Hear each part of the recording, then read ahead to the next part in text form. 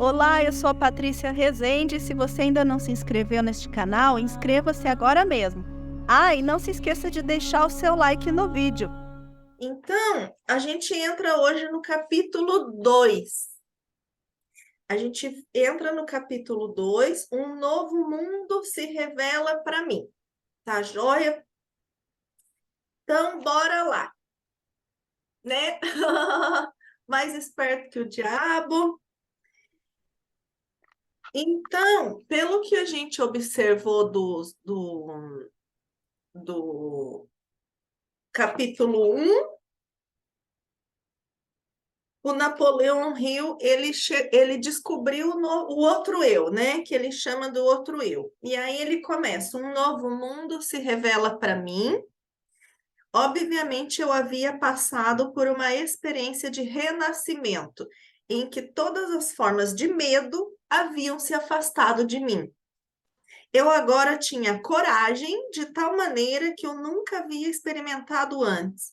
Apesar do fato de ainda não ter sido mostrado para mim como ou de que fonte eu seria capaz de receber os recursos necessários, eu tinha fé inabalável de que o dinheiro estava vindo ao meu alcance. Na verdade, eu conseguia enxergá-lo já em minha posse. Então, o que acontece aqui? O Napoleão Hill, ele recebeu informações, instruções desse outro eu para ele ir lá e ficar e se hospedar no hotel lá na Filadélfia, que lá nesse hotel ele ia obter os recursos necessários, mas ele ainda não sabia como, onde, de que forma, como que esse valor chegaria até ele. Tá? Mas ele tinha uma certeza, uma absoluta fé, uma fé inabalável de que aquele dinheiro estava chegando para ele. E ele podia até ver, ele já podia se ver na posse desse dinheiro, tá bom? A fé inabalável é isso, a gente recebe uma visão, você consegue se ver já com aquilo, usufruindo daquilo. Em muitas poucas ocasiões na minha vida inteira, eu pude experimentar tal tipo de fé, né? Fé é a certeza absoluta de que já está feito. Como, quando, onde, não importa, né? A gente sempre fala isso. Quem vem aí das terapias holísticas, quem vem de Axis, né? A gente fala como entrega para o universo, como entrega. Isso é a fé inabalável, tá, gente? Você faz uma escolha, tá escolhido, você tem certeza de que aquilo vai se atualizar, porque não é algo. Você sente em todas as suas moléculas, suas células, você sente aquilo expandindo. E você faz uma escolha e você tem certeza absoluta de que aquilo vai se atualizar. Quando, como, de que forma, ele se colocou em movimento e as coisas foram acontecendo. Mas olha que incrível. Ele fez uma escolha, deixa eu ver onde é que eu vou colocar aqui para você. E ele começou a agir, né? Porque toda vez que você faz uma escolha, que você escolhe algo, a escolha ela vem seguida de uma ação. Escolha sem ação é simplesmente o quê? Uma ideia, uma hipótese, algo que surgiu ali. Se você não coloca em ação um mínimo passo, se você não dá um mínimo passo em direção àquela escolha, ela não vai se atualizar nunca, né? Esse como, quando, onde deixa para o universo, não é assim, você vai ficar lá esperando, então, cair do céu. Não é isso. Você precisa fazer a sua parte, né? Antes, no capítulo 1, o outro eu até fala para ele, né? Você precisa fazer a sua parte. Eu não vou fazer nada para você. Não é assim, um milagre que vai, nossa, né? Não passe de mágica. Você precisa fazer a tua parte. Ok? A Ivanete entrou aqui também. Seja bem-vinda, Ivanete. Então, vamos lá. Naquele instante, eu comecei a colocar em prática. Ó, o que ele fez, começou a colocar em prática as instruções que ele havia recebido. Todo aquele sentimento de que eu estaria entrando em uma missão impossível agora havia me deixado.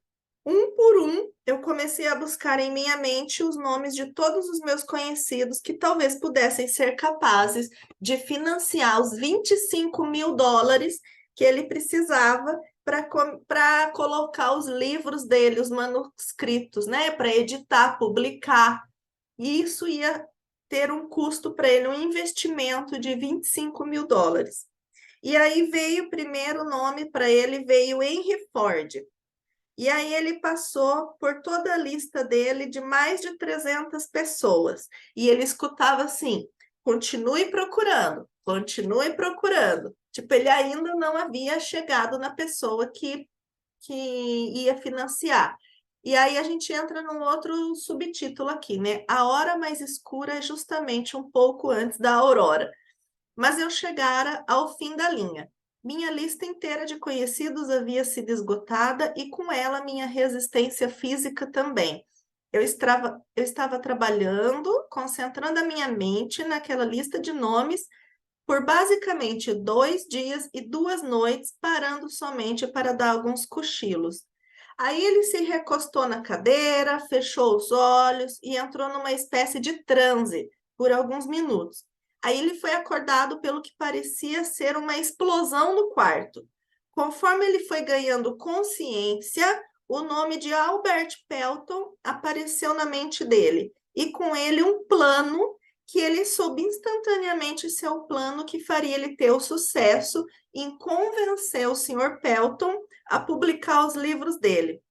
E ele se lembrou desse Sr. Pelton lá como editor na revista Golden Rule, que é a regra de ouro, aquela que ele havia publicado. Lembra no começo do livro? Ele havia publicado numa revista.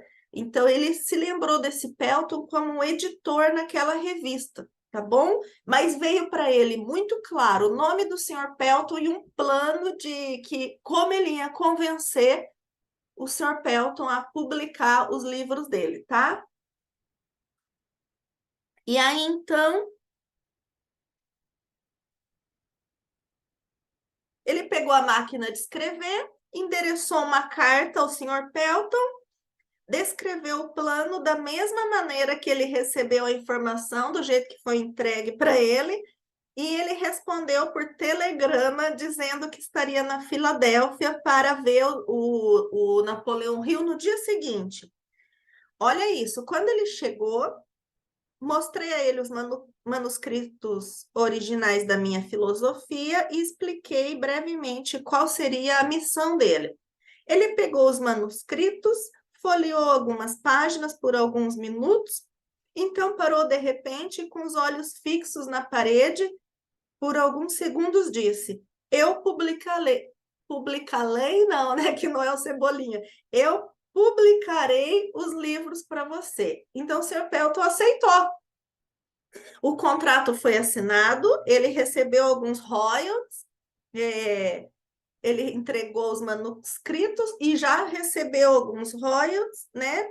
E aí, o primeiro cheque de royalties dele, referente às vendas dos livros, alcançou a quantia de US$ 850. No momento em que eu abri o envelope para apanhar o cheque, o meu outro eu disse: é que assim, US$ 850 foi o primeiro cheque de royalties que ele recebeu, e depois ele receberia o restante, tá, gente? Porque ainda estava na fase lá de publicação. Mas eu quero que vocês prestem atenção numa coisa aqui. O outro eu veio para ele e disse assim: sua única limitação é aquela que você impõe em sua própria mente. Sua única limitação é aquela que você impõe em sua própria mente. Não tenho certeza de que eu entenda exatamente o que esse outro eu seja, mas eu tenho plena convicção de que não há derrota permanente para o homem ou a mulher que o descubra e confie nele. Por que é que vocês acham? O que que vem para vocês, gente? E me deu vontade de perguntar isso aqui agora. O que é que vem para vocês quando vocês recebem essa informação? Sua única limitação é aquela que você impõe em sua própria mente. Por que vocês acham que o outro eu trouxe essa informação para ele? Quando ele pega o cheque, então tá lá, recebeu o primeiro cheque de royalties referente à venda dos livros dele. O primeiro cheque só. Ele abriu $850. O que é que vocês acreditam que veio a consciência dele, esse outro eu dele veio e colocou: sua única limitação é aquela que você impõe em sua própria mente. Lembrando que ele tinha R$ 0, lembra? $0, né? $0. Ele estava sem dinheiro algum, que ele precisou até emprestar lá para ir fazer essa viagem. O que vocês percebem? Subiram, a Gilmara colocou, subiram várias crenças limitantes. Várias crenças limitantes. Pode ser que tenha vindo pensamentos para ele, né? Que ele não coloca aqui, mas pode ser que tenha vindo pensamentos dele assim: uau, que máximo, né? Que maravilhoso, né? Que tudo, né? A pessoa recebe lá um cheque de $850 para quem estava numa pindaíba danada, né? Hoje seria o quê? Uns R$ 4.000 esse valor. Então, toda vez que a gente coloca um teto, né? Provavelmente ele vem assim, não, não.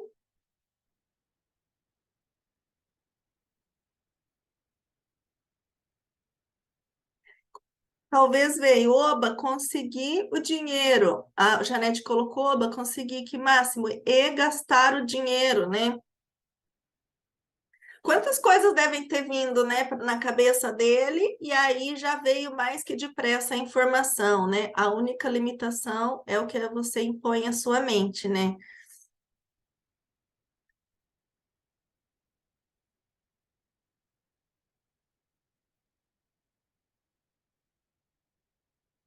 Pense mais e ganhe mais, né? Pense mais e ganhe mais, sem colocar um teto. Pense mais, ganhe mais. A Cláudia colocou. Aí ele veio no dia, olha só, no dia após o senhor Pelton ter ido visitá-lo lá na Filadélfia, o meu outro eu me presenteou com uma ideia que resolveu imediatamente o meu problema financeiro. Que aquele primeiro Royal, aquele primeiro royalties lá, realmente, né? Ó, quem que tá colocando ali? O iPhone, né? Que eu ainda não sei quem é, por um momento, ele. Ah, Cacau, ele pode ter achado pouco ainda. Tipo, tudo esse trabalhão, tudo isso para isso, né? Será que vai dar certo? Será que realmente vai, eu vou receber dinheiro? Será que isso realmente vai resolver o meu problema financeiro, né? E aí ele veio com uma outra ideia, ele teve uma ideia. Ele teve uma ideia que cruzou a mente dele e mostrou. Aí olha só qual que é a ideia, gente. Veio uma ideia para ele assim: que as pessoas que vendiam automóvel da indústria automobilística, os vendedores de automóvel, eles não eram preparados.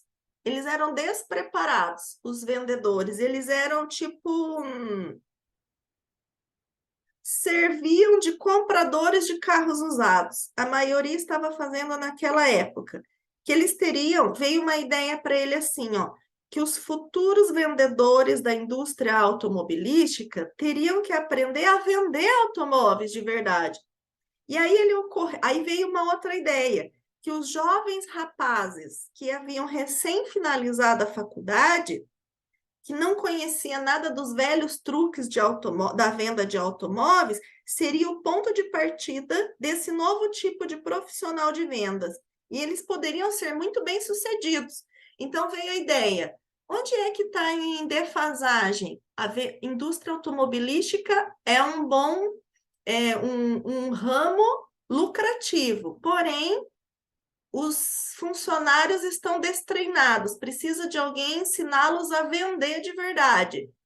E qual é a turma nova? Aí ele veio assim, onde ele podia explorar para ele colocar os conceitos sem os velhos hábitos, né? Quando ele fala assim, ó, os velhos truques, porque quem já tá macaco velho, quem já escutou esse termo, né? Macaco velho de mercado, eles não aceitam receber treinamento, né? Macaco velho é tipo assim, cheio de ponto de vista fixo.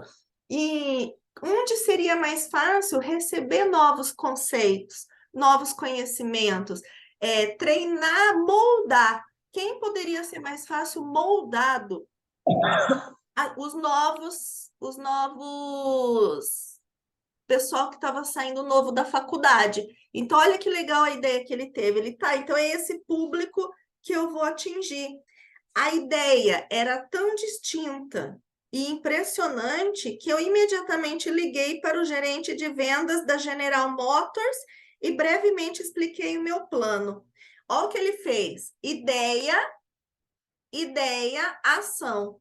Imediatamente ele teve uma ideia, ele decidiu o que ele ia fazer, ele entrou em ação. Imediatamente ele já pegou o telefone e já começou a ligar e fazer o contato e ofereceu e mostrou a ideia dele, tá, para o gerente da General Motors. E aí ele explicou o plano que o cara colocou ele para treinar 15 garotos selecionados lá da faculdade. E a minha renda desse treinamento foi mais do que suficiente para tomar conta de todas as minhas despesas pelos 3 meses seguintes, até que os resultados da venda dos meus livros começassem a entrar, incluindo o custo daquela luxuosa suíte que naquela época me preocupou muito. Então tá, quando ele pega o cheque, $850 dos primeiros royalties, aquilo não ia resolver a vida dele. Ele ainda ia ter um tempo para começar a receber dinheiro da venda dos livros. O que ele ia fazer nesse meio tempo? Ele precisava levantar um caixa rápido. Qual ação? Qual ideia? O que vocês têm aqui? Vocês que estão aqui, ó, Gilmar, a Vânia, a Cacau, a Cláudia, quem está aqui como usuário do Zoom, né? Janete, Ivanete, Gleicen, o que é que vocês sabem? Qual é a habilidade que vocês têm? Qual o conhecimento que vocês têm? Que vocês podem colocar em prática uma ideia de levantar um caixa rápido. Porque o que o Napoleão Hill fez foi, ele usou uma habilidade dele, que ele sabia, né, de técnicas de venda.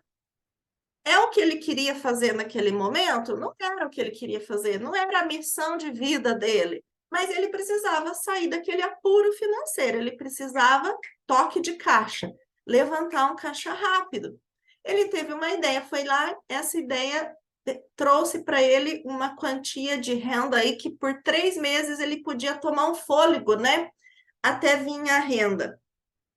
Então, uma ideia de caixa rápido, e ele viu um nicho, ele teve uma visualização de nicho que ele ia atuar. Ele foi direto. Qual nicho? Os recém-formados. Os recém-formados, os estudantes ali da faculdade, que esse pessoal podia ser bem treinado. E sim, teria totalmente uma diferenciação na venda dos automóveis. Mas pega isso para nosso dia a dia. Quantas coisas nós sabemos, quantas técnicas, quantas ferramentas, quantas coisas vocês sabem, que se vocês colocassem em prática e oferecessem por um grupo de pessoas, vocês poderiam levantar um caixa rápido. Para esse mês de maio, para o mês de junho. Quem sabe hoje fica aí de tarefa, né, para vocês falar, caramba, o que eu podia fazer de uma ação diferenciada aqui, que ia me levantar um valor, uma grana aí para eu passar pelo menos 1 mês, 2 meses, 3 meses aí. Assim como ele fez. Tá certo? Quem quiser ir compartilhando algumas coisas aqui, fica à vontade, tá bom? E aí, então, daquele momento em diante, até esse exato minuto, tudo que eu precisei veio até mim. Então, tudo que ele precisava, ele tinha ideia, colocava em ação, aquilo acontecia e chegava até ele. O meu outro eu não tem precedentes, ele não reconhece nenhum tipo de limite e sempre acha um modo de satisfazer os nossos desejos. Ele pode se deparar com derrotas temporárias, mas nunca com fracasso permanente.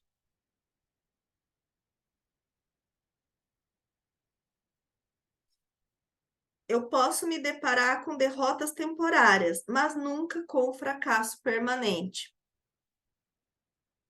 A Cacau colocou: eu tenho que ter alguma ideia para o meu recomeço em Curitiba. O que se requer, né? Então, fica na pergunta: o que eu poderia ser e fazer que vai me levantar aqui um caixa rápido? O que eu poderia, o que eu sei? O que eu sei, cada uma de vocês pode. O que eu já sei que, se eu colocar em prática, vai me trazer um retorno financeiro mais rápido? E aí, gente, coloca num papel, né? Todas as ideias, vai começar a surgir ideias, ideias do que vocês poderiam fazer. Ideias, coloca no papel essas ideias, para depois vocês irem olhando, olhando e falar, tá, lembra? A única limitação é aquela que você impõe à sua mente. A única limitação é aquela que você mesmo se impõe na sua mente. Então, ó, chuva de ideias, né? Brainstorm, tempestade de ideias, chuva de ideias. Começa a colocar todas as ideias, tudo que vocês sabem que vocês poderiam levantar um caixa rápido. E daí vai, onde a tua energia está requerendo que você pode começar a colocar em prática. Tipo, para ontem, né? Colocar em prática. Derrotas temporárias. Então tá, o outro eu, ele não acredita em fracasso permanente.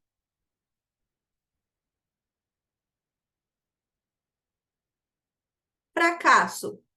Eu vou pular uma parte aqui, tá? Fracasso, uma bênção disfarçada. A gente vai ler sobre isso agora. Fracasso, uma bênção disfarçada. Fiz outra descoberta como resultado dessa apresentação ao meu outro eu, ou seja, há uma solução, escreve isso aí, há uma solução para cada problema legítimo, não importa quão difícil o problema pareça ser. Há uma solução para cada problema legítimo. Legítimo por quê? Por que ele coloca legítimo? Porque tem problema que a gente que inventa. Tem problema que não é o problema. O Tony Robbins, ele fala, o problema nunca é o problema.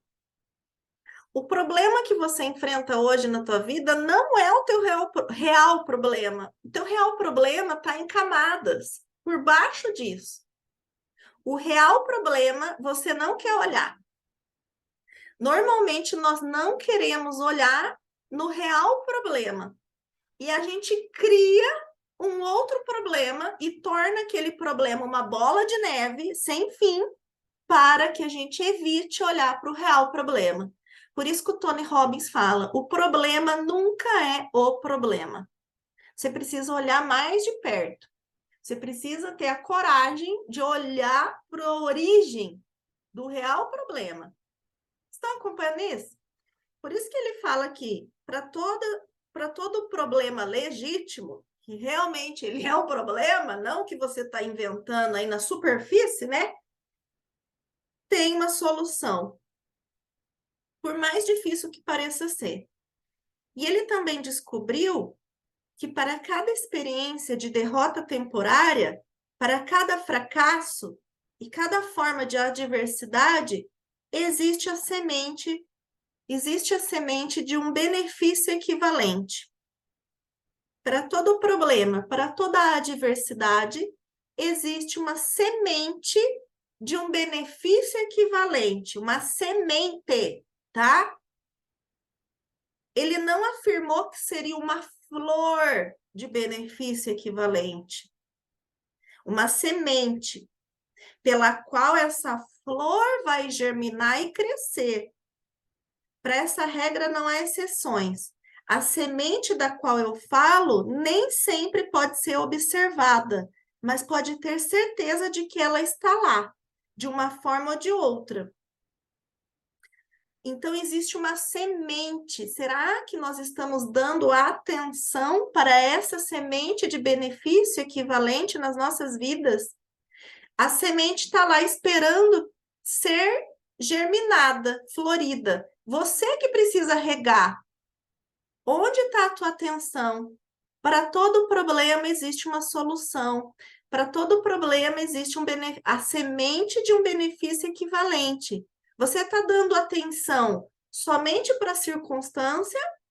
Se você está olhando só para fora, para o problema, para o problema, para o problema, ou você está lembrando de que existe uma semente de benefício equivalente que está precisando da tua atenção, essa semente, para que ela possa, então, germinar e crescer e florir. Eu não pretendo entender tudo sobre essa estranha força que me reduziu à pobreza. Uma estranha força o reduziu à pobreza e uma situação de necessidade e medo. E aí, essa estranha força que o reduziu à pobreza e uma necessidade e medo constante fez renascer nele uma fé pela qual ele teve o privilégio de ajudar dezenas de milhares de pessoas que se achavam descendo a ladeira. Mas eu sei que tal força entrou em minha vida como uma missão para que eu pudesse colocar outros em contato com ela, em contato com essa fé inabalável. A pior dor foi a maior força. Da pior dor, da situação de mais emergência, sai a nossa maior força, essa fé inabalável. E como que a gente vai conseguir superar isso? Quando a gente consegue, gente, ajudar outras pessoas a sair do buraco, a percorrer o caminho que você está percorrendo, que você fez para sair da situação precária que você se encontrava ou que você se encontra. Porque para todo problema há uma solução, certo?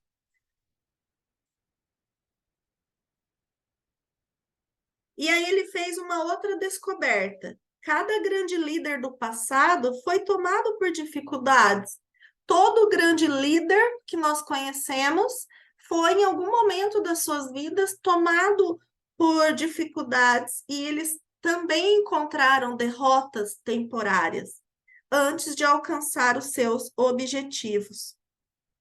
De Jesus Cristo a Edison, Thomas Edison, os homens que mais realizaram foram os que mais se depararam com formas duradouras de fracasso temporário. Isso parecia justificar a conclusão de que a inteligência infinita pega essa chave. Olha essa chave. A inteligência infinita tem um plano ou uma lei pela qual ela faz com que os homens se deparem com muitos obstáculos antes de dar-lhes o privilégio da liderança ou a oportunidade de realizar um serviço útil de uma forma notável.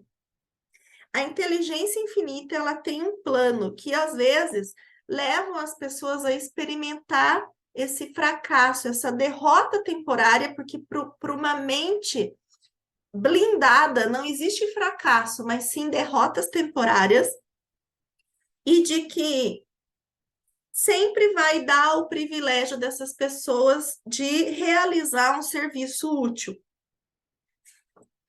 tá?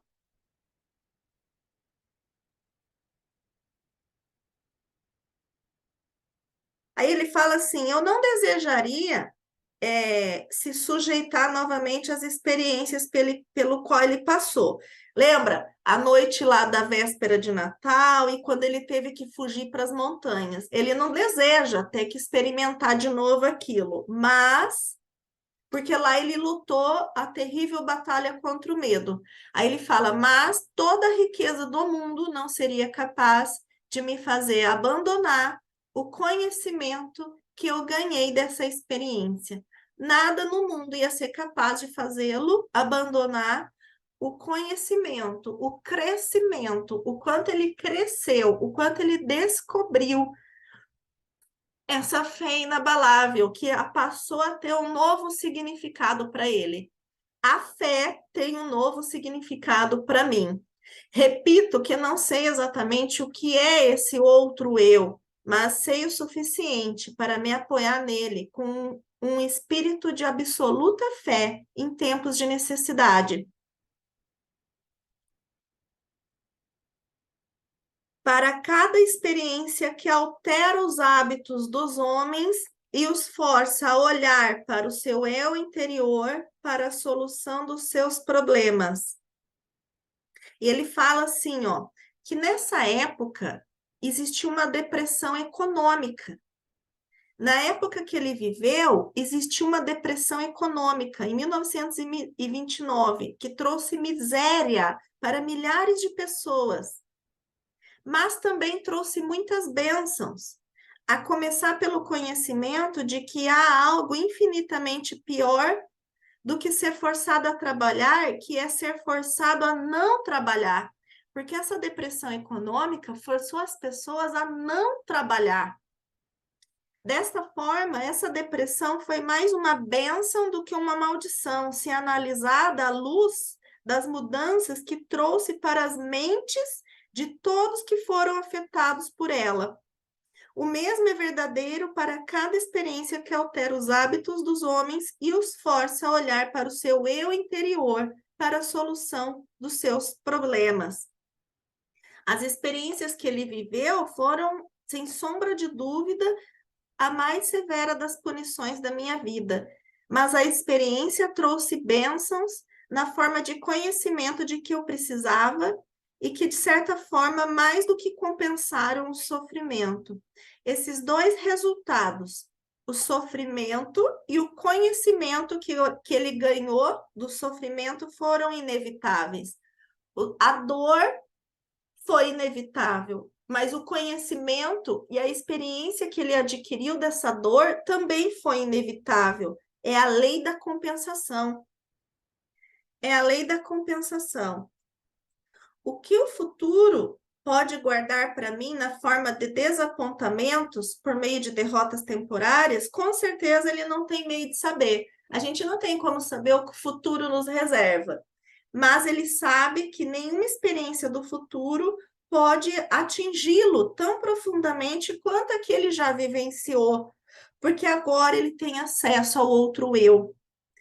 Desde que esse outro eu tomou conta de mim, eu venho tendo acesso a um tipo de conhecimento que, por certo, eu não teria descoberto, enquanto a minha antiga entidade, chamada medo, estava no controle. Então, enquanto a antiga entidade, chamada medo, estava no controle, ele não ia ter acesso a nada disso. Ele aprendeu que todos aqueles que se deparam com dificuldades que parecem insolúveis podem resolvê-las. E ainda melhor lidar com elas, se estiverem dispostos a esquecer as suas próprias dificuldades e partir para ajudar outras pessoas que porventura estejam passando por dificuldades maiores. Você quer resolver os teus problemas, né? Você quer resolver as tuas situações? Desapega desse medo e vai servir. Vá servir ao próximo. Vá contribuir com outras pessoas. Vá ensinar as outras pessoas o que você já sabe, o conhecimento. Ele fala isso, gente. Se você quer aprender a resolver uma situação que parece insolúvel ou que você não tem uma ideia de como lidar com isso, esteja disposto a esquecer um pouco as suas próprias dificuldades e vai ajudar outras pessoas que estejam passando, às vezes, por dificuldades ainda maiores. O quanto que você tem se colocado a serviço da vida. A serviço da vida.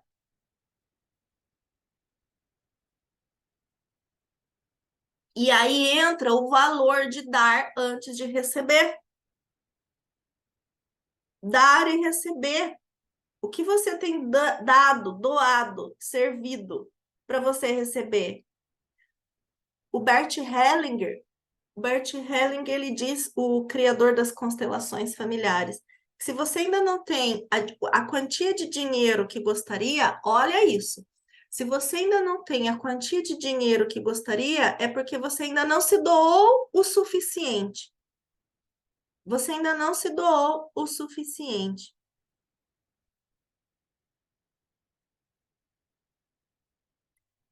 O valor de dar antes de conseguir, de receber. Eu tenho plena certeza de que nenhum esforço que possamos fazer em prol daqueles que estão em momentos de dificuldade ocorre sem algum tipo de recompensa adequada, porque nós vamos ser recompensados de alguma forma. E muitas vezes você não é recompensado daquela pessoa que você ajudou. Você ajudou, serviu, contribuiu com alguém. A recompensa vai vir para você de uma forma ou de outra, seja daquela pessoa ou seja de outras pessoas, de canais diferentes que você nem imagina.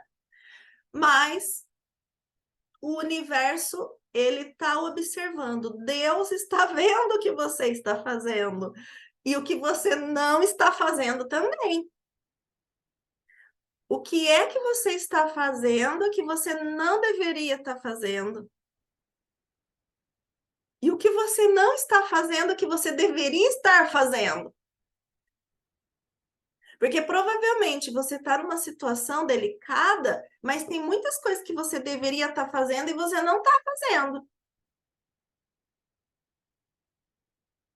A começar pelo seu servir, pelo seu contribuir.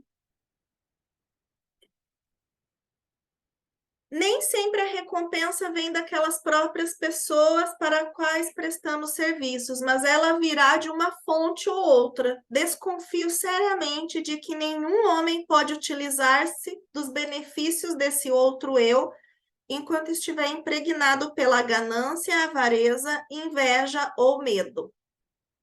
Mas se eu estiver errado nessa conclusão, ainda tenho a honra de ser aquele que achou paz de espírito e alegria por meio de um ponto de vista que eu não estava correto. Mas eu preferia, sim, estar errado e feliz a estar certo e infeliz.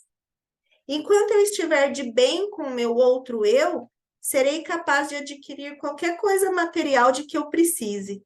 Além disso, serei capaz de conquistar felicidade e paz de espírito.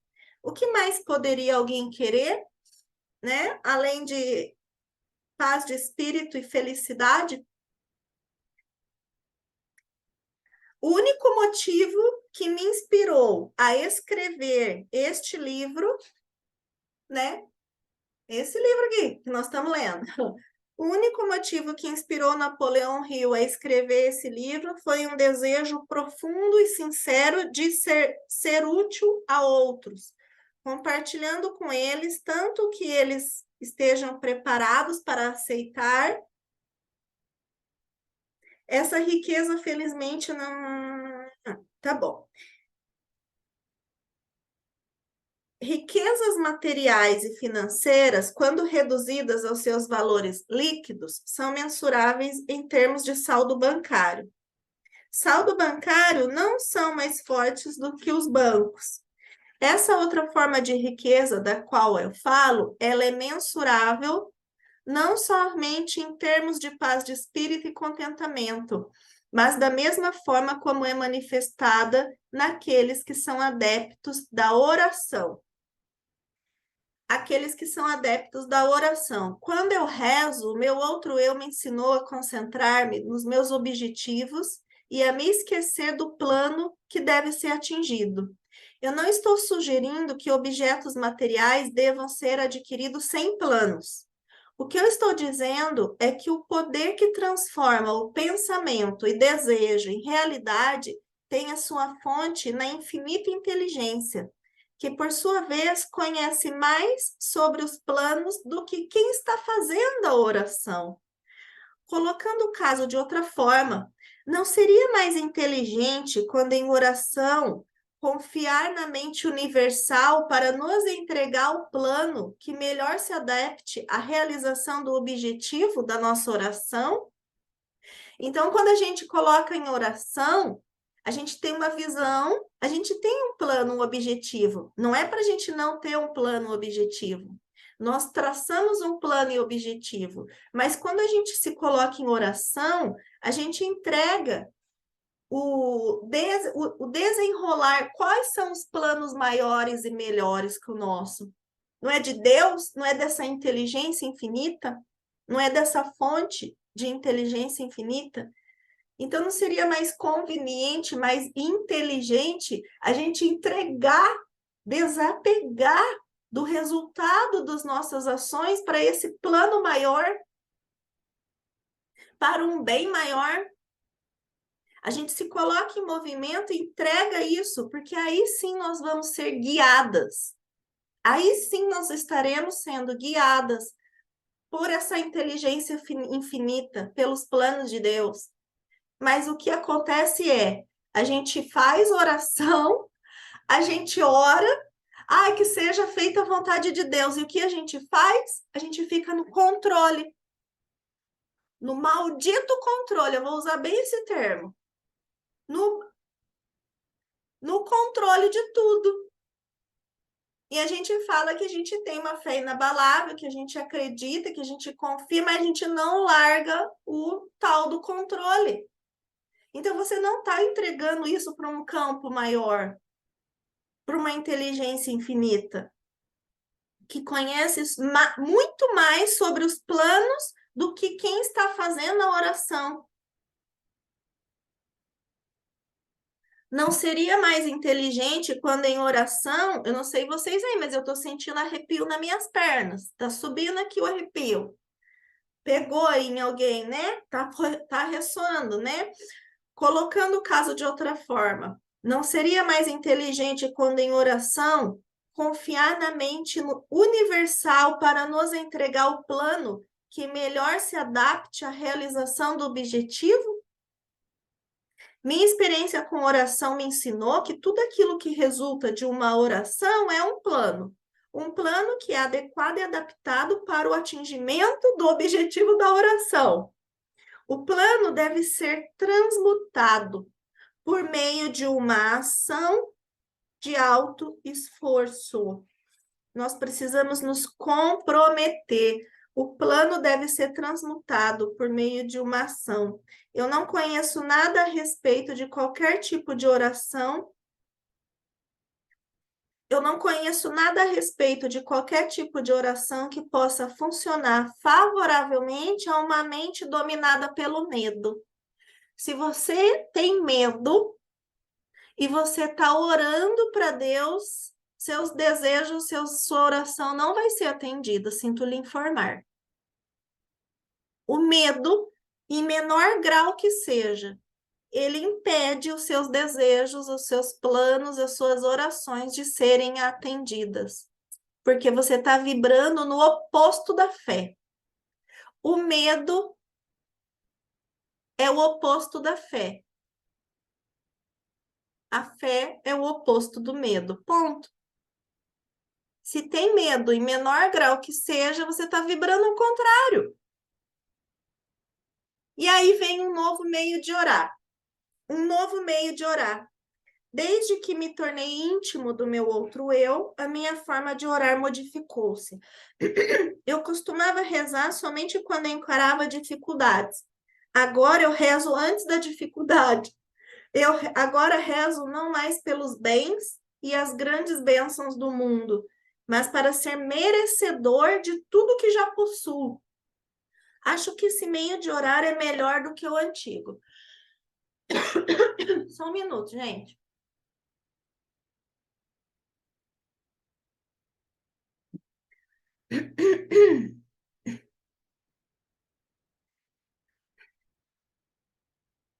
Quem é que reza e pede para ser merecedora de tudo que já possui? Quem é que reza para ser merecedora de tudo que já possui?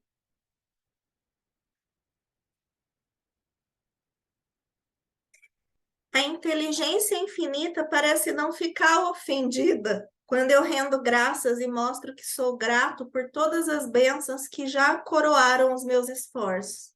Eu fiquei maravilhado quando primeiro tentei esse plano de oferecer uma oração de agradecimento por tudo que eu já possuía, pois assim descobri a vasta riqueza de que eu já dispunha e não apreciava. Ó, como a crença de merecimento está ligada aqui, a gente verdadeiramente sermos gratas por tudo que a gente já possui no agora e todas as bênçãos que a gente já recebeu. Tudo que a gente já recebeu do passado e tudo que a gente possui agora, ainda que não seja a realidade que você deseja. Ainda que não seja a realidade que você deseja, você tem muitas bênçãos, muitas coisas, inclusive materiais, que você já conquistou e você possui e você ainda talvez não está apreciando isso. Vasta riqueza. Talvez você, por exemplo, você já abriu os olhos hoje, você está aqui hoje, você tem eletricidade, você tem um celular, um notebook, você tem internet, você levantou, você respirou, ainda que não foi conscientemente, mas você respirou. Provavelmente você vai ter um pão para comer na tua casa, um omelete, um café, algo que você tem. Provavelmente você vai tomar um banho quente hoje, você dormiu numa cama. Vai percebendo, né? Talvez a tua saúde hoje não esteja como gostaria, a tua saúde, mas você tem órgãos funcionando dentro de você, tem vitalidade dentro de você. Provavelmente você não está vegetando numa cama. Você tem uma mente. Ainda que essa mente ela não esteja blindada, né, das crenças limitantes, pode ser que seja uma mente ainda de escassez, né? Não é uma mente blindada na abundância, de prosperidade, mas você tem uma mente, um pensamento que inclusive te trouxe até aqui, que fez você estar aqui hoje, agora de manhã. Você tem uma mente, você tem uma razão aí dentro. Como é que você está escolhendo usar essa tua razão? Então, existem milhares de motivos para gratidão. A Janete está aqui. A Janete saiu. A Janete não está aqui ao vivo, mas ela estava aqui. Junto com a Janete, nós fazemos o Clube do Livro, a magia, né? A gratidão matinal. A gratidão matinal da Rhonda Byrne, né? Nesse livro aqui, ó. Nesse livro, A Magia, da Rhonda Byrne, são 28 práticas da gratidão. E os primeiros exercícios é para rendermos graças a tudo que a gente já conquistou e o que a gente tem no presente. É exatamente o que o Napoleão Hill está fazendo aqui. Agradecendo as incontáveis riquezas que ele já dispõe e ele ainda não aprecia. Descobri que a felicidade, o maior de todos os objetivos do ser humano, era minha de qualquer maneira, com depressão econômica ou sem depressão econômica.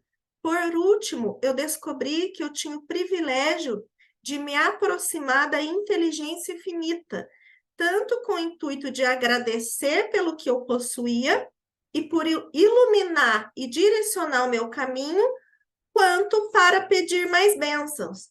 Então, começa agradecendo o que você já tem, o que você já possui, o que você já conquistou, celebrar. Vocês têm o hábito de celebrar? É isso que me veio agora. Celebrar as conquistas, os passos. Ainda que sejam passos de bebê, ainda que sejam pequenos passos, se nós não celebrarmos os pequenos passos, quando você olha para trás e você fala, caramba, o tanto que eu já evoluí, o tanto que eu aprendi, o tanto que eu adquiri de conhecimento, celebre isso, para que você possa receber mais. Porque se você não celebrar, é sinal que você não está sendo grata, você não está reconhecendo os passos que você já deu. Nós precisamos reconhecer os passos que já demos, o que já conquistamos, para que a gente abra o fluxo da prosperidade, para que a gente abra o fluxo do receber mais e pedir mais bênçãos. Não adianta pedir mais se a gente não está reconhecendo, sabe por quê? A riqueza um dia vai chegar para você, como chega para todos. A riqueza chega. Só que se você não reconhece as pequenas coisas, você está de braço fechado. Ela vai bater na tua porta e você vai estar de braços cruzados, você não vai se abrir para essa prosperidade entrar na tua vida. Porque você não pode ser que você nem veja, porque você não está reconhecendo o que você tem agora. Precisa reconhecer o que você tem agora. Faz sentido isso? Porque quando a prosperidade bater a sua porta, e ela vai bater, você precisa estar se sentindo merecedora para recebê-la de braços abertos.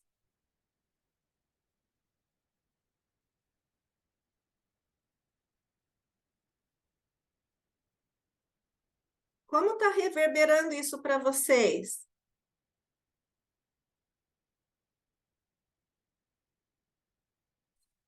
Como é que está reverberando isso para vocês?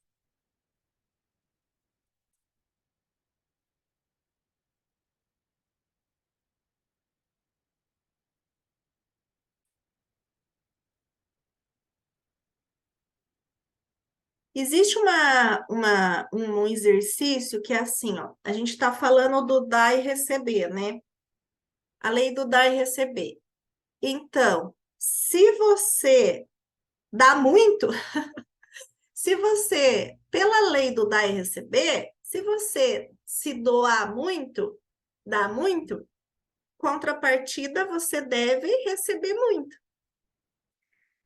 Você merece receber muito, se você está se colocando a serviço, tá?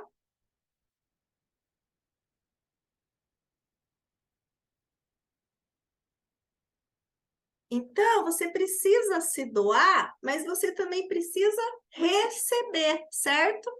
Você também precisa estar aberta para receber. Porque se você ficar só doando, doando, doando, doando, porque dá e receber, dá e receber. Se você só se doa, doa, doa, doa, doa, doa, o que que vai fazer com você? Você vai secar. Você seca. Você seca. O outro sai da relação que está recebendo demais.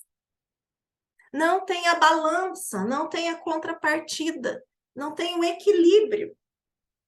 Então você precisa se colocar a serviço da vida e se doar, mas você precisa estar aberta para receber. E esse aberto a receber começa pelo reconhecimento de tudo que você já tem, que já conquistou. Essa gratidão. Onde vai? Onde a gente conecta os pontos? Eu preciso celebrar mais, faz sentido a oração da gratidão, prática da gratidão, faz sentido, preciso celebrar mais. Eu estou no momento de agradecer cada dia por tudo que já recebi, pelo que tenho e pelos presentes que virão. E reconhecer, tá?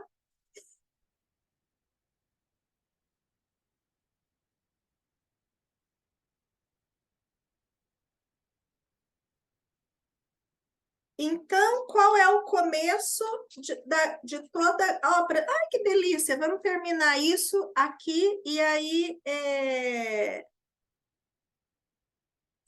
a gente já finaliza, beleza? Aí a gente entra quinta-feira no capítulo 3. Uma estranha entrevista com o diabo. Aí começa a tal da entrevista com o diabo, tá bom? Lá no capítulo 3.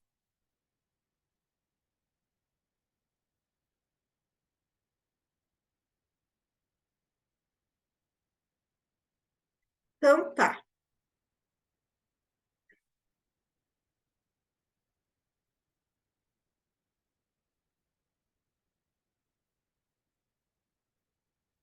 Não sou um profeta. Não sou um profeta. mas posso, sem falsa modéstia, predizer que todo indivíduo tem o poder de mudar o seu estado material ou financeiro, mas primeiro tem que mudar a natureza das suas crenças. Todo indivíduo pode mudar, tem o poder de mudar o seu estado material ou financeiro. É porque aqui é o mistério revelado da liberdade e do sucesso, né? A questão do dinheiro. Mas, na verdade, toda pessoa tem o poder de mudar o seu estado emocional, o seu estado de saúde, o seu estado no seu relacionamento, a sua relação com família, amorosa, absolutamente qualquer área da sua vida, você tem o poder de mudar, desde que você mude primeiro a natureza das suas crenças. Não confunda a palavra crença com a palavra desejo. As duas não são as mesmas coisas. Crença e desejo não são as mesmas coisas. Todo mundo é capaz de desejar.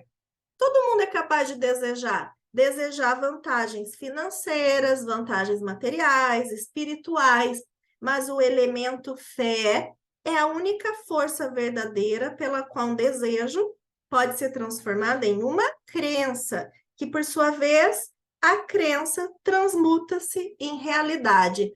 Nossos pontos de vista criam a nossa realidade o tempo todo, não é o contrário. Não é a nossa realidade que cria o nosso ponto de vista, a nossa crença. A nossa crença cria a nossa realidade. O elemento fé é a força que vai fazer com o nosso desejo seja transformado numa crença positiva para nós. Aqui ele está querendo mudar, não é? A mentalidade, a mudança da crença.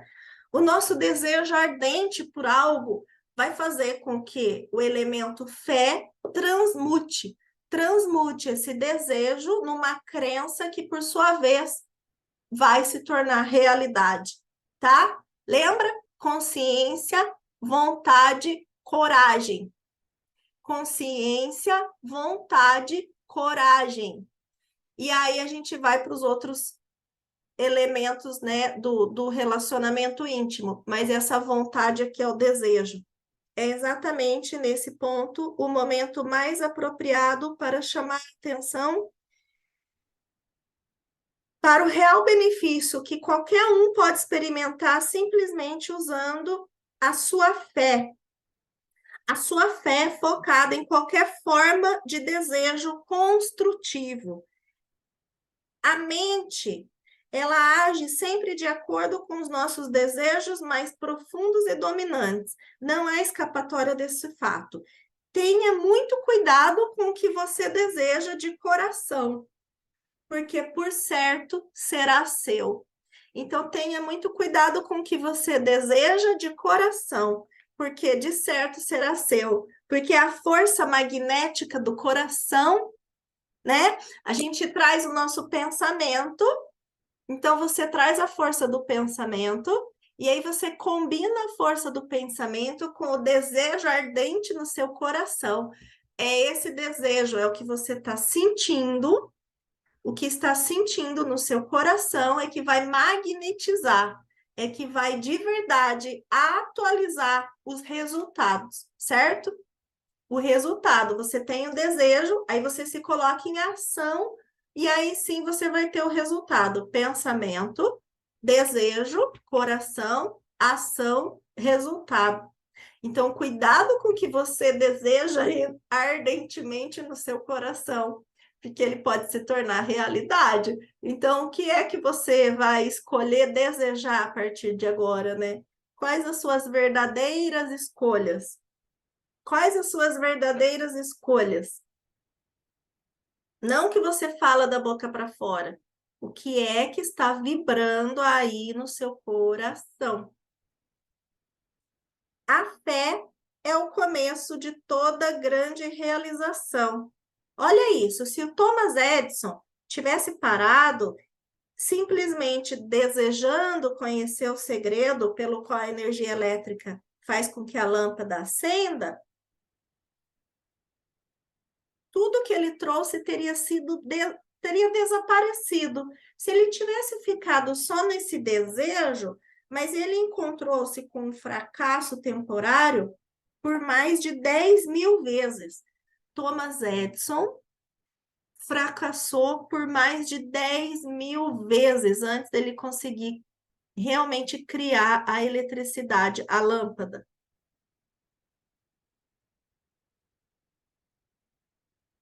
Ele continuou. Ele não desistiu.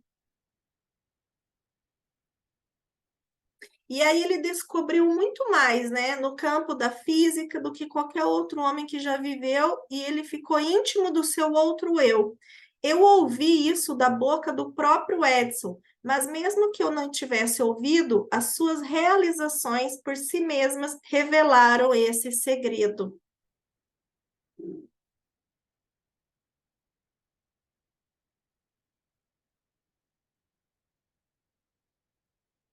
Tudo que um homem ou uma mulher acreditar ser verdadeiro, a partir daquele instante começa a se tornar verdadeiro.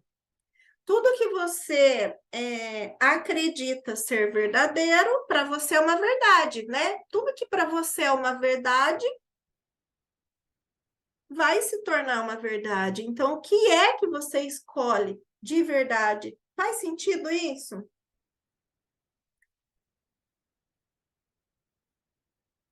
O estado de espírito, conhecido como fé, aparentemente abre o meio para um sexto sentido, por meio do qual se pode comunicar com fontes de poder e informação que ultrapassam muitos 5 sentidos.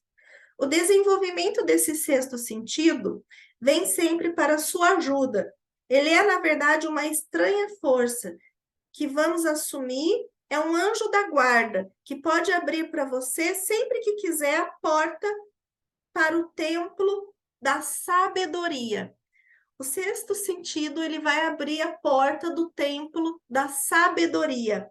O sexto sentido é a experiência mais próxima que já cheguei de algo que possa se chamar de milagre. E ele aparece dessa forma porque aí ele fala que talvez ele não entenda muito bem. O que eu realmente sei é que existe uma força ou uma causa central primeira ou uma inteligência que permeia cada átomo de matéria e faz parte de cada unidade de energia perceptível pelo homem. Essa infinita inteligência converte ramos em árvores, faz com que a água escorra dos montes em resposta à lei da gravidade, faz a noite após o dia, o inverno após o verão, cada um mantendo em seu próprio lugar e funcionando de forma harmoniosa. Essa inteligência ajuda a transformar desejos em formas concretas ou materiais. Isso foi o conhecimento que ele experimentou. Tá certo? Então, essa fé inabalável. E aí a fé é o começo de toda grande realização. E aí na quinta-feira a gente entra, deixa eu colocar vocês na tela aqui, a gente entra então na quinta-feira na estranha entrevista com o diabo, tá? Aí nós vamos aí a gente vai começar a descobrir como realmente o diabo usa para manipular as nossas mentes e nos manter aprisionadas nas nossas limitações, nos nossos problemas, tá bom? Se você gostou deste conteúdo, deixe o seu like e se inscreva no canal. Ah, e ative o sininho das notificações para não perder nenhum vídeo. Gratidão por assistir!